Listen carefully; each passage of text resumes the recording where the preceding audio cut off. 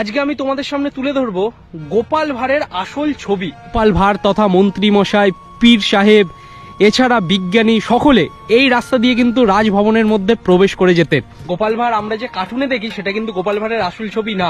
বহু ইতিহাসকে বহন করে রেখেছে এই গাছ। এই যে গাছ, এই গাছের সম্পূর্ণটা কিন্তু ভেতরে একদম ফাঁপা হয়ে গেছে। গোপাল ভাঁড়ের গল্পের সেই দিঘি যেখানে মহারাজা কৃষ্ণচন্দ্র মাছ ধরতেন কিন্তু তার অবসর সময় কাটানোর জন্য। এই হচ্ছে রাজবাড়ির সেই দিঘির পাড়। এইখানে কিন্তু রাজবাড়ির সদস্যরা স্নান করতে আসতেন। এই হচ্ছে রাজপ্রাসাদ। 350 বছরের গোপাল ভাঁড়ের আসল ছবি। হ্যালো বন্ধুরা, welcome back to my channel. স্বাগত জানাচ্ছি তোমাদের আরো একটা নতুন ভিডিওতে। এই মুহূর্তে আজকের ভিডিওটা আমি শুরু করছি। আমার পেছনেই হচ্ছে মহারাজা কৃষ্ণচন্দ্রের এই রাজবাড়ি, আর তার সামনেই এই গোপাল ভাঁড়ের সেই বৃক্ষ আজ পর্যন্ত অটুটভাবে কিন্তু রাজবাড়ির সামনে সব ইতিহাসকে বহন করে রেখে দিয়েছে।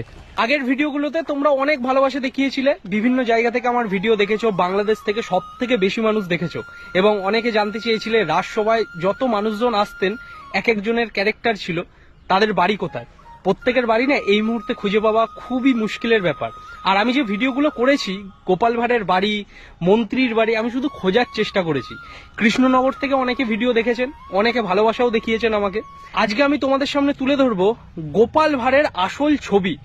কৃষ্ণনগরে এমন একটি মহান ব্যক্তি আছে যার সাথে আমার পরিচয় হয়েছে, এবং তার কাছে গোপাল ভাঁড়ের আসল ছবি আছে। আমরা যে কার্টুনে দেখি সেটা কিন্তু গোপাল ভাঁড়ের আসল ছবি না। গোপাল ভাঁড়ের আসল ছবি দেখতে আমি আবারও চলে এসেছি এই রাজার শহর কৃষ্ণনগরে।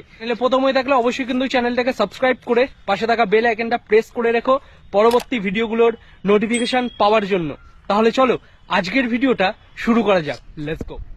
যেহেতু কৃষ্ণনগরে আরও একবার এসেছি, সেই কারণে রাজভবনের সামনে তো আরও একবার আসতেই হবে।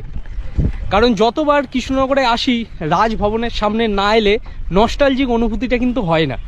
আমার সামনেই দাঁড়িয়ে আছে সেই গোপাল ভাঁড়ের গল্পের বিখ্যাত পুরনো সেই ঐতিহাসিক গাছ, যে এখনো পর্যন্ত অটুট হয়ে আছে, যা সাক্ষী রেখেছে মহারাজা কৃষ্ণচন্দ্রের রাজভবনে যারা প্রবেশ করতেন ঠিক এই রাস্তা দিয়েই। মহারাজা কৃষ্ণচন্দ্রের রাজভবনে একে একে সকলে প্রবেশ করতেন। গোপাল ভাঁড় তথা মন্ত্রী মশাই, পীর সাহেব, এছাড়া বিজ্ঞানী সকলে এই রাস্তা দিয়ে কিন্তু রাজভবনের মধ্যে প্রবেশ করে যেতেন। সামনেই রয়েছে বিশাল রাজভবনের সদর গেট, যার ওপরে দুটো সিংহ এবং ওপরে দেবীর মূর্তি। এই দিকের যে জায়গাগুলো দেখা যাচ্ছে এইখানে প্রহরীরা পাহারা দিতেন রাজভবন এবং রাজ পরিবারকে।